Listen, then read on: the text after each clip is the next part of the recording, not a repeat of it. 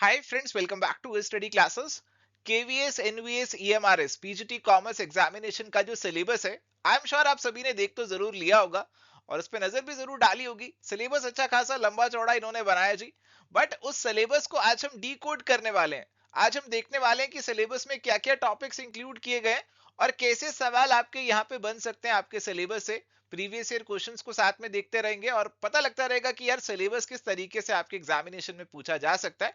आप जानते हैं कि टीयर 2 के अंदर आपको ऑब्जेक्टिव और सब्जेक्टिव दोनों कवर अप करके चलने हैं।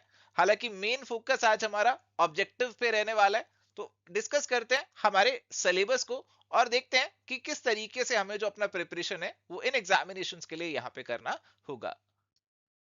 तो प्यारे दोस्तों, शुरुआत करते हैं हमारे ब्रॉड ओवरव्यू से। तो हमारा जो सिलेबस है जी, इसके अंदर दो ब्रॉड कंपोनेंट्स हैं, दो मेन कंपोनेंट्स है। एक कंपोनेंट आपका है जी अकाउंटिंग का, अकाउंटेंसी का, और दूसरा कंपोनेंट है आपका बिजनेस स्टडीज का। तो अकाउंटेंसी वाला जो कंपोनेंट है, देखो अक्सर हमारे मन में ये रहता है कि अकाउंटेंसी वाला जो कंपोनेंट हमें पढ़ना है वो क्लास 11 12 का जो एनसीईआरटी अकाउंट है वो आप पढ़ लीजिए, तो उससे आपका प्रिपरेशन हो जाएगा। तो कहीं ना कहीं ये बात सच्ची भी है, क्योंकि ये जो सिलेबस है ऑलमोस्ट वहीं से सारा इन्होंने पिक किया है। बट बिजनेस स्टडीज के लिए ऐसा मैं नहीं कह पाऊंगा, क्योंकि बिजनेस स्टडीज का जो सिलेबस है वो यहाँ पे काफी वास्ट रखा गया है। आप 11 12 की बिजनेस स्टडीज तो आप पढ़ेंगे, बट उसमें सारी चीजें आपकी कवर अप नहीं होंगी। तो बिजनेस स्टडीज पे अगर आप नजर डालेंगे तो कुछ ऐसे टॉपिक्स पे नजर आपकी जरूर जाएगी, जैसे जनाब यहाँ पे आपका फाइनेंशियल मैनेजमेंट या बिजनेस फाइनेंस का टॉपिक है। और ये टॉपिक आप इतना डिटेल में नहीं पढ़ते हैं क्लास 11 12 में। आपको working capital management, capital structure theories, ये सब चीजें इतनी डिटेल में नहीं पढ़ाई जाती हैं, बट इस एग्जामिनेशन के लिए आपकी रेलिवेंट और इंपॉर्टेंट रहेंगी। इसके अलावा कुछ और भी टॉपिक्स हैं। तो अभी क्या करने वाले हैं, अभी एक एक टॉपिक उठाएंगे अकाउंटिंग का, बिजनेस स्टडीज का, उसको डिकोड करेंगे और साथ साथ उसके प्रीवियस ईयर क्वेश्चंस कैसे पूछे गए उन पे नजर डालते चलेंगे। तो सबसे पहले बात करते हैं हमारे टॉपिक की, introduction to accounting and theory base of accounting. देखो मेरा जो सिलेबस है ना, मैंने उसे की पॉइंटर्स में डिवाइड कर दिए। एज इट इज पूरा सिलेबस मैंने यहाँ पे नहीं लिखा है, डुप्लीकेशन नहीं किया, मेरे को पता है वो आपके पास अवेलेबल है और यहाँ पे ऑलरेडी वो आप देख चुके होंगे। तो उसको हमें आसानी से समझने वाला बनाना है और इसके लिए मैंने यहाँ पे ना अपने सिलेबस को देखिए पॉइंटर्स में कन्वर्ट किया। एक कॉलम आपका सिलेबस का है और दूसरा कॉलम है प्रीवियस ईयर क्वेश्चंस जो कि पूछे गए हैं आपके केवीएस, एनवीएस, ईएमआरएस एग्जामिनेशंस में। तो देखिए पहले आपका सिलेबस का जो अकाउंटिंग का कंपोनेंट है, उसमें अकाउंटिंग के बेसिक्स आपको पढ़ने हैं, जिसमें आपका कंसेप्ट, मीनिंग, एडवांटेजेस, लिमिटेशंस आते हैं। अकाउंटिंग के यूजर्स, इंटरनल और एक्सटर्नल यूजर्स जो रहते हैं वो पढ़ने हैं। क्वालिटेटिव कैरेक्टरिस्टिक्स जो अकाउंटिंग इंफॉर्मेशन के रहते हैं, जैसे रिलायबिलिटी, रेलेवेंस, कंपेरेबिलिटी, अंडरस्टैंडेबिलिटी, ये सब चीजें। बेसिक अकाउंटिंग टर्म्स है, आपके सिलेबस में लिस्ट भी दी गई है, जैसे एंटिटी, एसेट, लायबिलिटी, एक्सपेंडिचर, ये सब आपको पता होना चाहिए। Fundamental accounting assumptions, business entity concept है आपका, आपका कंजर्वेटिज्म, एक्रूवल, जो भी कंसेप्ट्स हैं वो आपको पता होना चाहिए। इसके अलावा अकाउंटिंग स्टैंडर्ड्स हैं आपके। अकाउंटिंग स्टैंडर्ड्स जनाब, एक तो पुराने जो आप पढ़ा करते थे छोटे होते स्कूल में, और दूसरे अभी नए आ चुके हैं, इंड एस। इंड एस हमारे पास आ चुके हैं, इंडियन अकाउंटिंग स्टैंडर्ड्स, जो कि आईएफआरएस के तर्ज पे बनाए गए हैं हमारे देश के अंदर। और एमसीए ने जो बड़ी कंपनीज हैं, लिस्टेड कंपनीज हैं, उनके लिए अब इनको मैंडेटरी भी बना दिए। तो अभी इंड एस के ऊपर भी आपके एग्जामिनेशन में सवाल आएंगे। और इसके साथ साथ जो टॉपिक है वो जीएसटी का भी यहाँ पे इंक्लूड किया गया है। तो यहाँ पे अगर मैं प्रीवियस क्वेश्चंस पे नजर डालूं, तो देखो एक तो बेसिक आपके अकाउंटिंग से जुड़े हुए क्वेश्चंस यहाँ पे देखने को मिल जाते हैं जी, कि जनाब यहाँ पे प्रोविजन फॉर डाउटफुल डेट्स आप बनाते हैं तो कौन से कन्वेंशन के अकॉर्डिंग बनाते हैं। तो बहुत ही सिंपल आंसर आप दे सकते हैं। आप एक बार देखिए लेवल क्या रहता है क्वेश्चंस का। क्वेश्चंस आपके काफी डायरेक्ट आपको देखने को मिलेंगे। अगर प्रोप्राइटर एडिशनल कैपिटल लाएगा तो उससे एसेट लायबिलिटी बढ़ेंगे। अगर आपका प्रोप्राइटर ने इनकम टैक्स पे किया तो उसको ड्रॉइंग्स अकाउंट में क्यों डेबिट करते हैं, कौन से प्रिंसिपल के अकॉर्डिंग करते हैं, जीएसटी कौन सी डेट से लागू हुआ था, बुक कीपिंग की एक डेफिनेशन दिया और पूछ रहे हैं ये डेफिनेशन आपको किसने दी थी, अकाउंटिंग स्टैंडर्ड्स किन ऑर्गेनाइजेशंस पे अप्लाई होते हैं, एक बिजनेस ट्रांजैक्शन कितने अकाउंट्स को कम से कम अफेक्ट करती है। तो आप देखिए बिल्कुल डायरेक्ट, बिल्कुल कंसेप्चुअल क्वेश्चन यहाँ पे आपको सीधे सीधे पूछ रहे हैं। और काफी सारे डेफिनेशंस जो आएंगे आपके सिलेबस में, काफी सारे फैक्ट्स आएंगे। फैक्ट्स कैसे, जैसे ये डेट आई कि यार इस डेट से जीएसटी लागू हुआ था, तो ये डेट इंपॉर्टेंट हो गई। जैसे डेफिनेशन आई, आप पढ़ रहे थे और डेफिनेशंस आएंगी बहुत सारी, तो जनाब डेफिनेशंस भी आपको कुछ हद तक याद करनी पड़ेंगी, सारी आप नहीं कर सकते, बट हाँ कुछ हद तक जरूर आपको याद करनी पड़ेगी, क्योंकि ऐसे सवाल भी आपके पेपर में आएंगे। ये मैं बात कर रहा हूं आपके ऑब्जेक्टिव पेपर की। ठीक है, इसके बाद हमारा टॉपिक है recording of business transactions, trial balance and rectification of errors. तो बिजनेस ट्रांजैक्शंस को आप रिकॉर्ड करते हैं, सबसे पहले आपका वाउचर बनाया जाता है जी। इसके बाद आप अपनी जर्नल के अंदर जाते हैं, कुछ स्पेशल पर्पस जर्नल्स भी अवेलेबल रहती हैं। लेजर आता है उसके बाद। उसके अलावा आप यहाँ पे कुछ और स्टेटमेंट्स भी बनाते हैं, जैसे बैंक रिकंसिलिएशन स्टेटमेंट आती है आपकी। डेप्रिसिएशन प्रोविजंस और रिजर्व्स का टॉपिक भी है यहाँ पर। ट्रायल बैलेंस और रेक्टिफिकेशन ऑफ एरर्स का जो टॉपिक है वो भी यहाँ पे डाला गया है। तो यहाँ पे आपकी जो अलग अलग बुक्स बन रही हैं अकाउंटिंग प्रोसेस के अंदर, वो इंपॉर्टेंट हो जाती हैं, किस तरीके से ये किताबें बनती हैं, कौन जर्नल में क्या ट्रांजेक्शन्स आती हैं, और आपकी जो स्पेशल जर्नल्स होती हैं, आपकी जो परचेज बुक है, सेल बुक है, परचेज रिटर्न बुक है, सेल रिटर्न बुक है, आपका एक लास्ट में आपकी रेजिडुअरी जर्नल भी होती है ना, जिसे आप जर्नल प्रॉपर के नाम से भी जानते हैं। तो हर एक में क्या क्या ट्रांजेक्शन्स आप रिकॉर्ड करते हैं, ये सारी चीजें आपको मालूम होनी चाहिए। इसके अलावा डेप्रीसिएशन है आपका, तो डेप्रीसिएशन में एसएलएम और डब्ल्यूडीवी जो मेथड्स रहते हैं इंपॉर्टेंट हो जाते हैं। तो जनाब ये सारी चीजें आपको पढ़नी है। ट्रायल बैलेंस के अंदर बहुत सारे एरर्स हो जाते हैं, कुछ एरर ऑफ ओमिशन है, कुछ एरर ऑफ कमीशन है, तो इन सब पे आपको सवाल देखने को मिलते हैं। अगर कुछ सवालों पे नजर डालेंगे, तो जैसे पूछा गया गुड्स आपने फ्री सैंपल की फॉर्म में बांट दिए, कौन सी किताब में रिकॉर्ड करोगे? जो आप सब्सिडरी बुक से लेजर में अपनी एंट्रीज को ट्रांसफर करते हैं, उसे क्या बोलते हैं? उसे क्या बोलते हैं बताओ? उसे पोस्टिंग बोला जाता है। और इसके अलावा यहाँ पे कुछ आपने गुड्स रिटर्न किया, तो रिटर्न के लिए कौन सा डॉक्यूमेंट बनाओगे? डेबिट नोट, क्रेडिट नोट, क्या बनेगा? ये पूछ रहे हैं जी। इसके अलावा आपने मशीनरी बेची, उसे सेल्स अकाउंट में क्रेडिट कर दिया, तो कौन सा अकाउंटिंग का एरर यहाँ पे कर दिया? कौन से एरर से ट्रायल बैलेंस इफेक्ट होगा, कौन से नहीं होगा? इसके अलावा सस्पेंस अकाउंट को लेकर भी यहाँ पे सवाल पूछा गया, तो ट्रायल बैलेंस जब टेली नहीं होता तो ये अकाउंट यहाँ पे पिक्चर में आता है। तो जनाब आप देख सकते हैं सवाल आपके सीधे हैं, डायरेक्ट हैं, कंसेप्चुअल काफी सवाल आपसे यहाँ पे पूछे जाते हैं। तो पूरा अकाउंटिंग का जो प्रोसेस है उसमें आपको पूरी अच्छे से क्लैरिटी जो है वो होनी यहाँ पे जरूरी है। इसके बाद फाइनेंशियल अकाउंटिंग 2 करके यहाँ पे एक टॉपिक डाला है आपके सिलेबस के अंदर। ये शायद आपको बता रहे हैं कि क्लास 11 से अब हम क्लास 12 पे आ चुके हैं जी। और यहाँ पे आपकी जो फाइनेंशियल स्टेटमेंट से जुड़ी हुई चीजें हैं वो आ रही हैं। फाइनेंशियल स्टेटमेंट्स जो हम बनाते हैं, ट्रेडिंग अकाउंट बनाना, P&L अकाउंट बनाना, बैलेंस शीट बनाना आपको आना चाहिए। Revenue and capital receipts, revenue and capital expenditure. इसके अलावा जो आपकी फाइनेंशियल स्टेटमेंट्स में एडजस्टमेंट्स रहती हैं अलग अलग, वो सारी आपको आनी चाहिए। जैसे आप क्लोजिंग स्टॉक को लेकर एडजस्टमेंट्स करते हैं, डेटर्स को लेकर प्रोविजन बना लेते हैं, डेप्रीसिएशन वगैरह को लेकर कुछ एडजस्टमेंट्स आपकी रहती हैं। तो जितनी भी आपकी एडजस्टमेंट्स हैं वो सारी एडजस्टमेंट्स करनी भी आपको आनी चाहिए फाइनेंशियल स्टेटमेंट्स बनाने के दौरान। यहां से आपका जो डिस्क्रिप्टिव पेपर है वहां से कोई न्यूमेरिकल भी देखने को मिल सकता है, कि आपको थोड़ा सा डाटा दें और बोलें कि P&L अकाउंट बनाओ, आपको डाटा दें और बोलें कि ये एडजस्टमेंट्स कैसे करोगे, इनकी जर्नल एंट्रीज करके दिखाओ। तो ये चीजें आपको पता होना चाहिए। और आप देख सकते हैं कैसे सवाल आपको यहाँ पे पूछे जा रहे हैं। आपको यहाँ पे कुछ डाटा दिया हुआ और आपको ग्रॉस प्रॉफिट कैलकुलेट करने के लिए बोला गया है। बैंक रिकंसिलिएशन स्टेटमेंट क्यों बनाते हैं ये पूछा गया आपसे। इसके अलावा आपके जो प्रोप्राइटर ने गुड्स विड्रॉ कर लिए बिजनेस से अपने पर्सनल यूज के लिए, वो किस अकाउंट में क्रेडिट करेंगे, ये आपसे पूछा गया।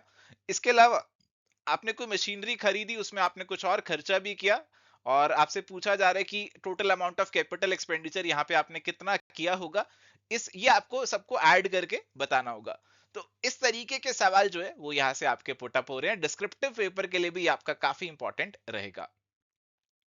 अब आता है जी आपका पार्टनरशिप फर्म्स। तो पार्टनरशिप फर्म्स को लेकर तो आपके सिलेबस में एक पेज से ऊपर भरा हुआ है ना। आप एक जगह अकाउंटिंग लिखा हुआ है, फिर आपका उसमें अलग अलग कंपोनेंट्स, एडमिशन है, रिटायरमेंट है, डिसोल्यूशन है, उसके भी अलग अलग हेडिंग्स बना के उन्होंने दिया हुआ है।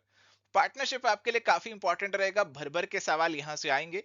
पार्टनरशिप क्या है, फीचर्स, पार्टनरशिप डीड क्या होती है, अगर आपने डीड नहीं बनाई तो कौन से फीचर्स लागू होंगे, कैपिटल अकाउंट फिक्स्ड और फ्लक्चुएटिंग कैसे बनाए जाते हैं, P&L एप्रोप्रिएशन अकाउंट कैसे बनता है, गुडविल क्या होती है, कैसे कंप्यूट करते हैं, कौन से मेथड्स हैं इसके, प्रॉफिट शेयरिंग रेशो में चेंज आया तो क्या एडजस्टमेंट्स होगी, क्या अकाउंटिंग होगी, पार्टनर का एडमिशन हुआ तो कैसे आप नई रेशो निकालेंगे, कैसे आप अपनी गुडविल और एसेट्स की एडजस्टमेंट करेंगे, कोई पार्टनर रिटायर हो गया या किसी की डेथ हो गई तो क्या एडजस्टमेंट चलेंगी, जो रिटायरिंग या फिर डिसीज्ड पार्टनर है जिसकी डेथ हो गई उसका शेयर जो है आप कैसे कैलकुलेट करेंगे, डिसोल्यूशन ऑफ द पार्टनरशिप और dissolution of the partnership form, ये दोनों टर्म्स अलग अलग होती हैं, इनका डिफरेंस और इनका अकाउंटिंग ट्रीटमेंट ये भी आपको मालूम होना चाहिए। तो अगर आप सवालों पे नजर डालें तो नई प्रॉफिट शेयरिंग रेशो कैलकुलेट करने पे सवाल आपसे पूछे गए, गुडविल के अकाउंटिंग ट्रीटमेंट पे पूछे गए, पार्टनरशिप के बेसिक फीचर्स पे पूछे गए हैं जी सवाल आपके। इसके अलावा देखिए यहाँ पे आपका मैक्सिमम कितने पार्टनर्स हो सकते हैं फर्म में एज पर कंपनीज एक्ट, तो ऐसे आपको सवाल देखने को मिल रहे हैं और यहाँ से न्यूमेरिकल सवाल आने के चांसेस काफी बढ़ जाते हैं, क्योंकि यहाँ पे आपकी जो गेनिंग रेशो से सेक्रीफाइसिंग रेशो रहती है वो एग्जामिनेशन में पूछी जा सकती है। इसके अलावा कुछ डिस्क्रिप्टिव पेपर के अंदर भी कोई छोटा मोटा सवाल पूछ सकते हैं, न्यूमेरिकल सवाल पूछ सकते हैं कि जनाब कोई पार्टनर एडमिशन हो रहा है या कोई रिटायरमेंट हो रहा है तो आप अकाउंट बना के दिखाओ, फर्म डिसॉल्व हो रही है आप रियलाइजेशन अकाउंट बना के दिखाओ। तो these kind of questions can be asked in the examination. Now the topic is accounting for share capital and accounting for debenture. Syllabus में दोनों टॉपिक्स अलग अलग हैं बट काफी सिमिलर है आपस में। तो शेयर कैपिटल क्या है, शेयर कैपिटल के टाइप्स क्या होते हैं, शेयर कैपिटल की अकाउंटिंग कैसे करोगे, इशू शेयर्स को करोगे तो कैसे अकाउंटिंग चलेगी, शेयर्स फोरफीट करके री इशू करोगे तो कैसे अकाउंटिंग चलेगी, कितना अमाउंट कैपिटल रिजर्व में ट्रांसफर होगा, डिबेंचर्स क्या हैं, क्या टाइप्स हैं इनके, कैसे आप इनको इशू करते हैं, रिडम्पशन कैसे होता है, कई बार कोलेटरल सिक्योरिटी के तौर पे भी डिबेंचर्स इशू हो जाते हैं तो उसका अकाउंटिंग ट्रीटमेंट क्या रहेगा। तो ये चीजें हैं जनाब जो यहाँ पे आपसे पूछी जा सकती हैं। और अगर हम कुछ प्रीवियस ईयर क्वेश्चंस की बात करें जो इस टॉपिक से पूछे जा सकते हैं, तो यहाँ पे आपने कुछ शेयर्स फोरफीट किए और आपसे पूछा गया कि कितना अबाउट यहाँ पे कैपिटल रिजर्व में ट्रांसफर होगा, सिक्योरिटी प्रीमियम रिजर्व। तो जनाब सेक्शन आपका 52 है आई थिंक कंपनीज एक्ट 2013 का, तो उसमें कुछ यूजेस बताए हुए हैं सिक्योरिटी प्रीमियम के, तो वो आपको याद करने हैं। इसके अलावा आपने डिबेंचर इशू किए हैं जी मशीनरी खरीदने के बदले, तो कैसे आप उसकी अकाउंटिंग करोगे, जब डिबेंचर्स को रिडीम कर लेते हो जो डिबेंचर रिडम्पशन फंड अकाउंट बनाते हो तो उसका बैलेंस कहां पे जाता है, डिबेंचर रिडम्पशन फंड अकाउंट किस तरीके से बनेगा, किस तरीके से अकाउंटिंग होगी, तो ये सारी चीजें आपको एग्जामिनेशन पर्सपेक्टिव से मालूम होनी चाहिए। चलिए तो जनाब यहाँ पे अगला टॉपिक हमारे पास फाइनेंशियल स्टेटमेंट एनालिसिस और कैश फ्लो स्टेटमेंट का है। अकाउंटिंग आपका यहाँ पे एंड होगा। तो फाइनेंशियल स्टेटमेंट्स की यहाँ पे बात कर रहे हैं तो बेसिकली कंपनी के पर्सपेक्टिव से बात हो रही है कि जो कंपनी का शेड्यूल 3 के अकॉर्डिंग जो स्टेटमेंट्स बनती हैं उसका फॉर्मेट क्या है, बैलेंस शीट का भी और statement of profit and loss account का भी। फिर फाइनेंशियल स्टेटमेंट एनालिसिस के जो टूल्स हैं वो आपको मालूम होने चाहिए। आपके सिलेबस में दो टूल्स स्पेसिफिकली मेंशन किए गए, एक अकाउंटिंग रेशियोज का है और एक कैश फ्लो स्टेटमेंट का है। इसके अलावा यहाँ पे आपके पास एक फंड फ्लो स्टेटमेंट भी बनती है। देखो फंड फ्लो स्टेटमेंट को मैंने रेड में क्यों लिखा है, क्योंकि ये आपके सिलेबस में मेंशन्ड नहीं है, it is not mentioned in the syllabus, syllabus में मेंशन्ड नहीं है, बट अगर आप प्रीवियस ईयर क्वेश्चंस उठाकर देखते हैं तो कई बार इससे भी सवाल पेपर में आ रखा है। तो इसीलिए मैं कहूंगा कि यार कैश फ्लो कर रहे हो तो फंड फ्लो भी कर जाना, क्योंकि हो सकता है आपके डिस्क्रिप्टिव पेपर में कुछ ऐसा सवाल आए कि कैश फ्लो और फंड फ्लो स्टेटमेंट में क्या डिफरेंसेस हैं। तो फंड फ्लो स्टेटमेंट चाहे थ्योरेटिकल पर्सपेक्टिव से ही करना, प्रैक्टिकल से मत करना, बट हाँ फंड फ्लो स्टेटमेंट का बेसिक आइडिया, बेसिक क्लैरिटी यहाँ पे आप अटेन कर लेना। मेन फोकस तो आपका कैश फ्लो और रेशोज पे ही रखना। तो रेशोज आपकी जो अलग अलग हैं उनके फॉर्मूलाज और उनकी कैलकुलेशन पे भर भर के सवाल आए हैं। इंटरेस्ट कवरेज रेशो है आपकी, इसके अलावा एसिड टेस्ट क्विक रेशो पे, डेट इक्विटी रेशो पे, स्टॉक टर्नओवर रेशो पे, लिक्विड रेशो की कैलकुलेशन पे, तो ये बहुत सारे सवाल आपको हैं। कैश फ्लो स्टेटमेंट के अंदर डिविडेंड कहां पे कौन सी एक्टिविटी में डिस्क्लोज होगा। इसके अलावा फंड फ्लो स्टेटमेंट की भी ट्रांजैक्शंस पे सवाल आए कि कौन से ट्रांजैक्शन पे फंड मतलब फंड फ्लो को इफेक्ट करेंगे, कौन से ट्रांजैक्शन फंड्स का फ्लो जो है उस पर इफेक्ट नहीं डालेंगे। तो इस तरीके के कई सारे सवाल आपके एग्जामिनेशन में पूछे जाते हैं। तो जनाब यहाँ पे आपका जो अकाउंटिंग वाला पार्ट है ना वो कवर हो जाता है, वो खत्म हो जाता है। अकाउंटिंग मेरे हिसाब से थोड़ा सा मैनेजेबल, थोड़ा सा छोटा पार्ट है। अब आएगा हमारा नेक्स्ट पार्ट, और ये नेक्स्ट पार्ट हमारे पास है जी बिजनेस स्टडीज का। तो बिजनेस स्टडीज वाला पार्ट थोड़ा सा लंबा रहता है। इसमें जो टॉपिक्स हैं वो सबसे पहले तो आपका बिजनेस का एवोल्यूशन और बिजनेस के फंडामेंटल्स, तो जनाब कैसे हमारा कॉमर्स और ट्रेड का इंडिया में हिस्ट्री रहा है तो ब्रीफली पढ़ लेना। इसके बाद बिजनेस प्रोफेशन और एम्प्लॉयमेंट, तो ये क्या है, क्या इनके बीच में डिफरेंसेस हैं ये पता होने चाहिए। बिजनेस एक्टिविटीज को क्लासिफाई करते हैं इंडस्ट्री और कॉमर्स में। इंडस्ट्री के अंदर further primary, secondary, tertiary industry आती है, और कॉमर्स को ट्रेड और ऑक्सिलरीज टू ट्रेड में क्लासिफाई करते हैं जो कि बेसिकली हमारी बिजनेस सर्विसेज होती हैं। तो यहाँ पे आपको ये सब चीजें मालूम होनी चाहिए जी। और कुछ बिजनेस सर्विसेज हैं जो काफी डिटेल में सिलेबस में मेंशन की गई हैं, जैसे बैंकिंग है, इंश्योरेंस है, पोस्टल सर्विस है, तो ये आपको थोड़ा सा और डिटेल में पढ़ने पड़ेंगे। सवालों की बात करें तो बिजनेस के कौन से कैरेक्टरिस्टिक यहाँ पे नहीं है, कौन सी इकोनॉमिक एक्टिविटी नहीं है, कौन सा प्राइमरी सेक्टर है, कौन सा सेकेंडरी सेक्टर है, इसके अलावा कौन सी आपकी बिजनेस सर्विस कौन सी रुकावट कौन सी हिंड्रेंस को रिमूव करती है। बैंकिंग को लेकर सवाल है, आरटीजीएस से कितना अमाउंट आपको ट्रांसफर करना होता है मिनिमम। आरबीआई कब बना था। इंश्योरेंस को लेकर सवाल है कि प्रिंसिपल ऑफ सबरूगेशन कौन सी इंश्योरेंस पे अप्लाई नहीं होता। जनरल इंश्योरेंस में क्या आता है क्या नहीं आता। तो ऐसे सवाल आपको पेपर में देखने को मिल रहा है। तो अगर आपने बेसिक्स को अच्छे से कवर अप कर लिया, अगर आपको नॉलेज हो गई ना, तो आपको पेपर में ज्यादा दिक्कत नहीं आने वाली है। चलिए, तो प्यारे दोस्तों, अगला टॉपिक हमारे पास है फॉर्म्स ऑफ बिजनेस ऑर्गेनाइजेशन का। तो आप अपना बिजनेस चला रहे हैं तो अलग अलग फॉर्म से चला सकते हैं, और इसके साथ ही अब कुछ इमर्जिंग मोड्स ऑफ बिजनेस भी आ गए हैं, जिसमें हमारे पास ई बिजनेस आता है। तो ये कुछ टॉपिक्स है जो यहाँ पे इंक्लूड किए गए हैं आपके सिलेबस में। सबसे पहले तो आपका सोल प्रोप्राइटरशिप ही है, फिर आपका पार्टनरशिप है, फिर एचयूएफ है, कोऑपरेटिव सोसाइटी है, कंपनी है। आपकी जो सरकारी पब्लिक सेक्टर एंटरप्राइजेस हैं, वो किस तरीके से बनती हैं, कौन सी फॉर्म्स की हो सकती हैं। तो आपने अगर पढ़ा हुआ है तो आपको पता होगा ये 3 फॉर्म्स की आपकी हो सकती हैं जी। डिपार्टमेंटल अंडरटेकिंग्स होती हैं, पीएसयूज होती हैं, और गवर्नमेंट कंपनी आपकी होती है। इसके अलावा ग्लोबल एंटरप्राइजेस कौन सी हैं, क्या उनके फीचर्स होते हैं। पीपीपी, पब्लिक प्राइवेट पार्टनरशिप, ये क्या होता है, क्या इसका कंसेप्ट है, ये आपको पता होना चाहिए। सवाल देखो बिल्कुल सीधे हैं जी, बिल्कुल कंसेप्चुअल सवाल है। कर्ता की लायबिलिटी हिंदू फैमिली बिजनेस में कितनी होती है। कोऑपरेटिव सोसाइटी में कौन सा प्रिंसिपल फॉलो होता है। यहाँ पे 1 पर्सन 1 वोट का प्रिंसिपल फॉलो होता है। अगर आप पढ़ेंगे तो आपको पता लग जाएगा, बहुत ही आसानी से आंसर हो जाएंगे सवाल। प्राइवेट कंपनी में कितने कम से कम मेंबर्स होने चाहिए। कंपनी के चार्टर को क्या बोलते हैं जी, तो आपको मालूम ही होगा, एमओए बोलते हैं। सोल प्रोप्राइटरशिप का कौन सा फीचर नहीं है, पार्टनरशिप का कौन सा नहीं है। Oldest form of organising public sector enterprises कौन सी है। ग्लोबल एंटरप्राइज का इनमें से क्या फीचर है क्या फीचर नहीं है। तो आप देखिए, अगर आपको कंसेप्चुअल क्लैरिटी अच्छे से हो जाए तो मेरे ख्याल से सवालों को आंसर करने में ज्यादा दिक्कत आपको आने वाली नहीं है।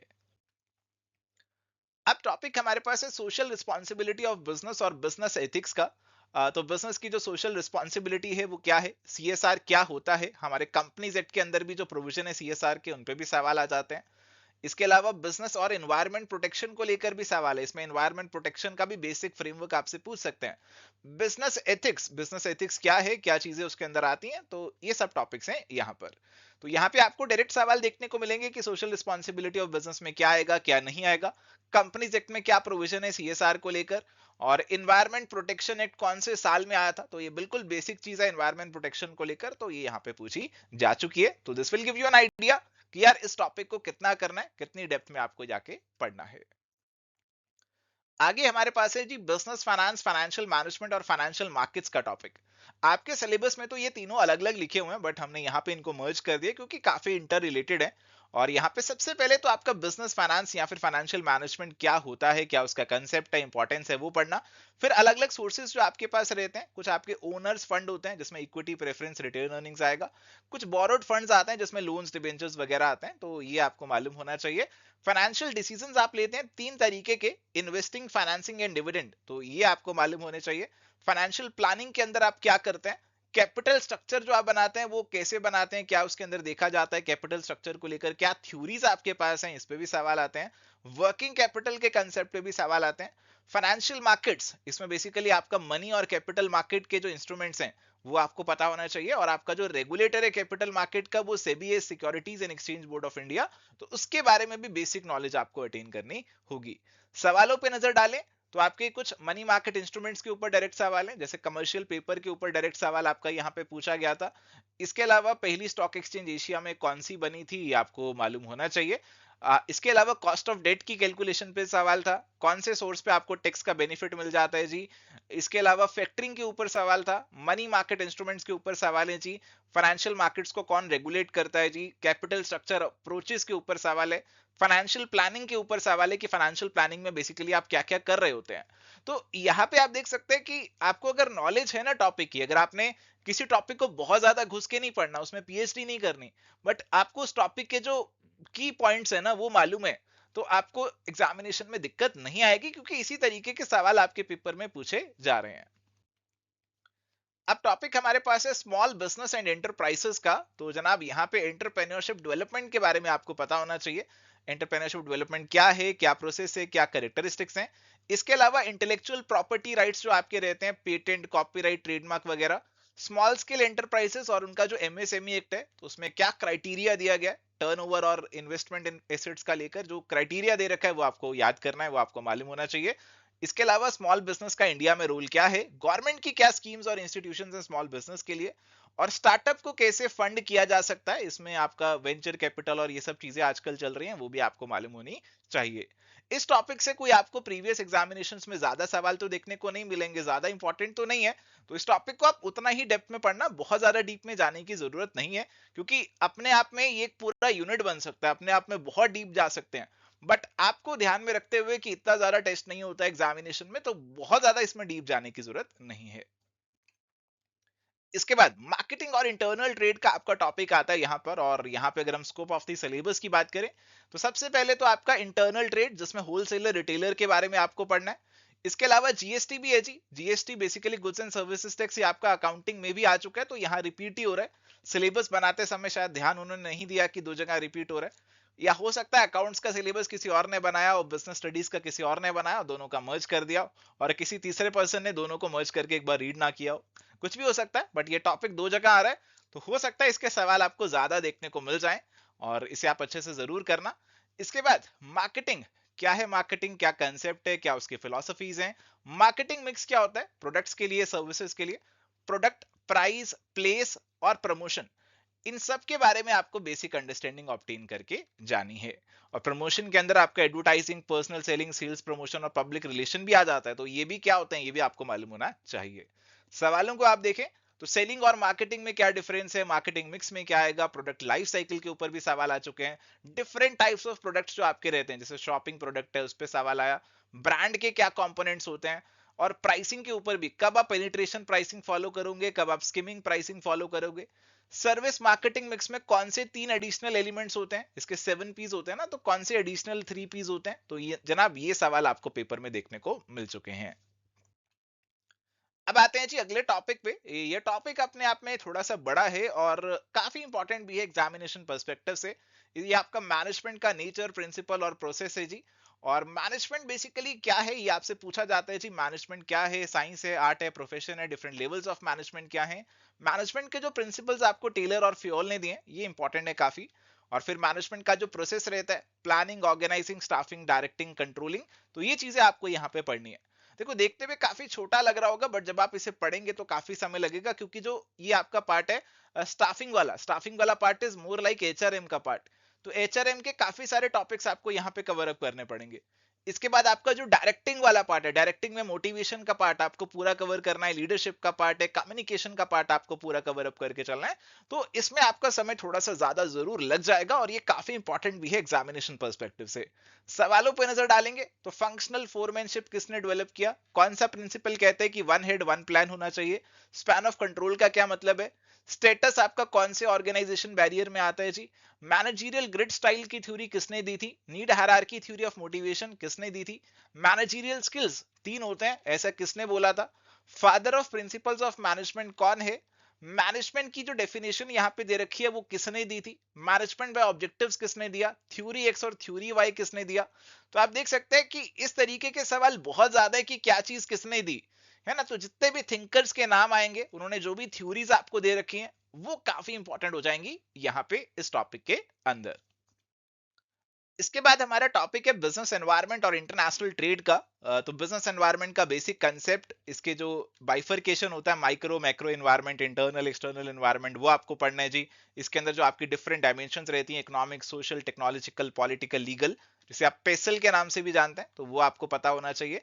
डीमोनेटाइजेशन का टॉपिक भी यहाँ पे इंक्लूड किया गया, तो बेसिक पढ़ लेना, इसमें बहुत डिटेल में जाने की जरूरत नहीं है।